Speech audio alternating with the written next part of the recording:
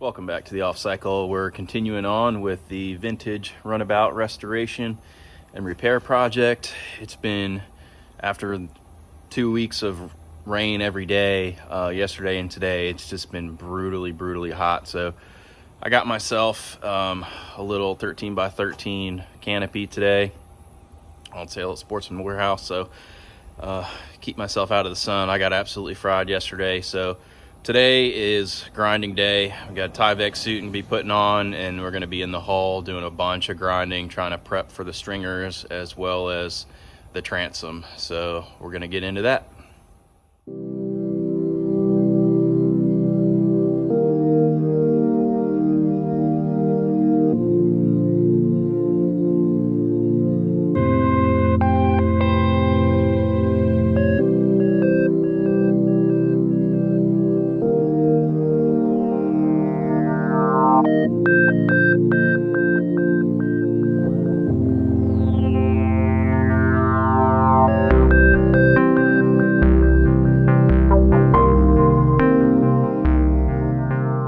Spent over an hour in here grinding, trying to prep for these stringers. I'm still not done. I'm going to have to do a second round of grinding, but now I got some shade. Bought myself an awning today. I just couldn't work in this heat anymore, direct sun. I got fried yesterday out here doing some stuff on the underside of the deck, but I'm going to hop up in here and show you, give you a better idea of why this boat is requiring so much grinding between old repair and just poor layup from the factory. So let's hop in the boat and I'll show you what I'm talking about. So the first problem is really poor glassing, really resin rich layup.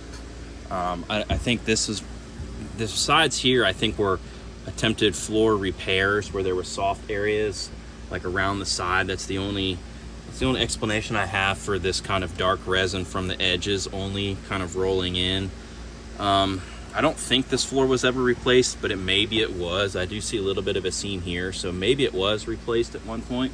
I'm not sure if that's factory or not, but if it was, then that explains all this dark. And this is really kind of either it wasn't mixed right or it's just cheap resin because it's just peeling right up. I mean, obviously this surface here probably was not prepped to take it, but even over here, all this resin just is kind of pulling right up. So that pronounces a problem because I cannot glass anything to this. So anywhere this is that is going to require glass, I'm having to grind out. As well as this this woven, this really thick woven here, it's got all kinds of ripples in it and just hollow areas underneath. Like you can see right here, this is a big bump and it's just hollow underneath. So as I grind that, I've got some of them here. You can see this, you can see where it's ground out all the way down to the main glass that came out of the mold. But this top layer here is what went over the stringers. This went over this stringer. So these pieces that went over the stringer, a lot of it is hollow underneath. So I cannot glass that. I'm having to grind a lot of this all the way out. Like you can see all the way up here, there was a bubble there, bubble there, bubble there, big bubble here, bubble there. There's really not a lot of continuity where this woven was actually bonded. There's another big bubble that I had to grind out there. So, and I left some of this up here. You can see this. You can see all the dirt and crud and air gap underneath this. So that needs to be ground out. I can't glass that and expect any decent results. You can see it right here too. It's very resin lean when this was laid up, and it's just got all kinds of dirt and gunk all underneath it. So that's got to come out. So there was definitely an attempted transom repair or attempted transom reinforcement at some point. Again, all this dark resin.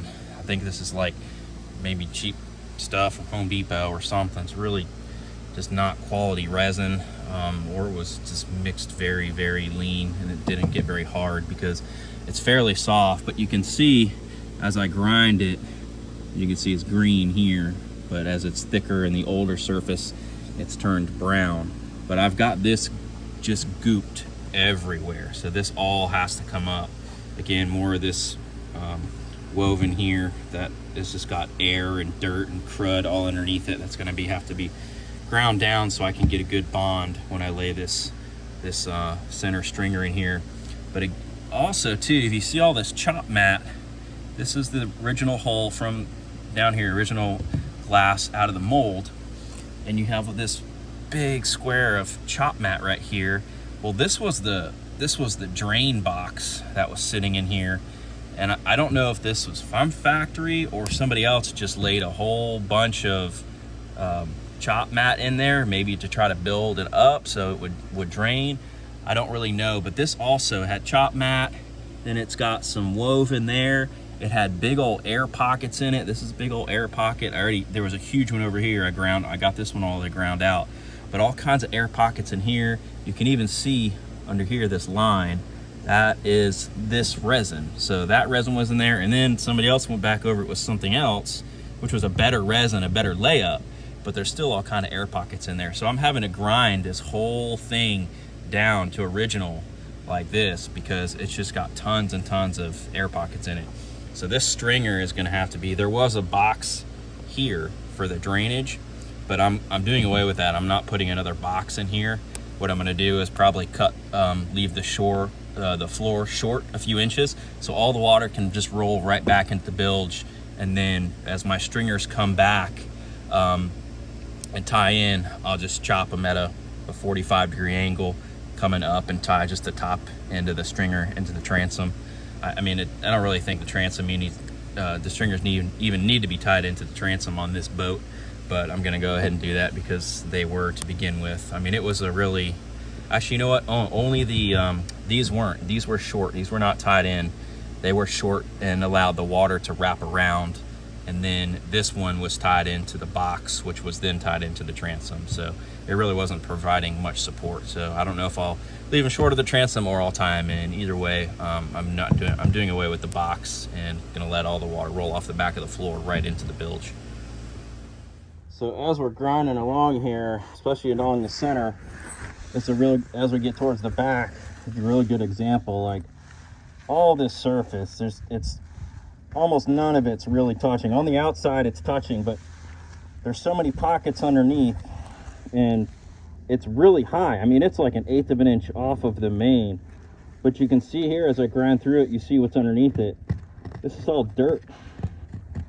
It's just dirt that's over time has been washed up under there. So obviously all this has to come out. I can't glass of this, so that's why this is and is going to be such a long process to get this inside of this hull prepped for new stringers.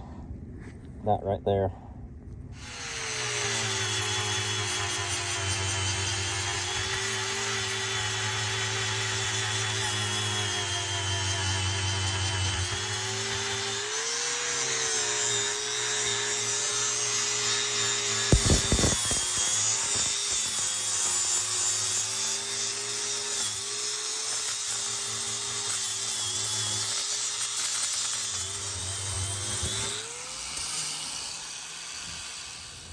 All right, we're all done for the day. We had round 2 of the interior hull grinding.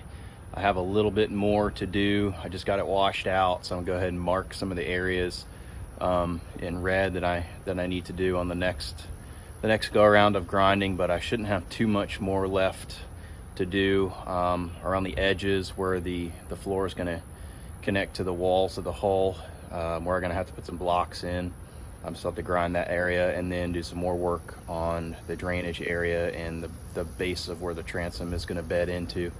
But other than that, I think the stringer areas are all they're all ground out smooth enough and cleaned up to where I need them to be to put the stringers in. So the next step inside there will be to run my strings or my straight edge across where the old floor was every 6 inches or so, and take a measurement so I can have a rough guide as to the shape of the stringers that I need to put back in there. Obviously they were so rotted out I couldn't just pull them out and trace them.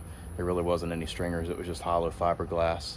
So I did forget, I took a bunch of footage of cutting out the transom and doing some lamination and stuff that I forgot to make a video of. So I'm gonna go ahead and roll that footage for you as well and just include that in this video. And we'll see you on the next one. Thank you. In the summer breeze, there's something in the trees, some kind of long lost feeling. It kind of feels like there's something wrong, something that we doing or not doing, like a far gone.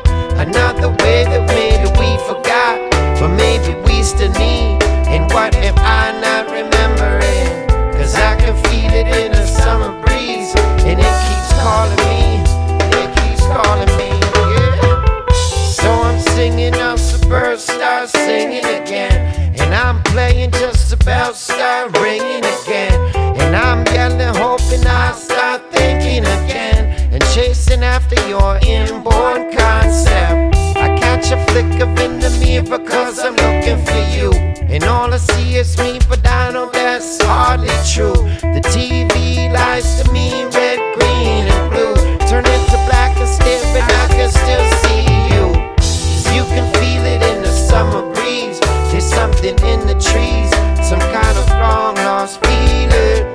It kind of feels like there's something wrong, something that I wasn't sure whether I was going to do one piece and then laminate, but I think I'm going to go ahead and laminate all this together first and then put it in here.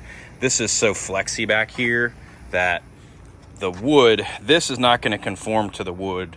I mean, the wood is not going to conform to this. This is going to conform to the wood, even a single piece.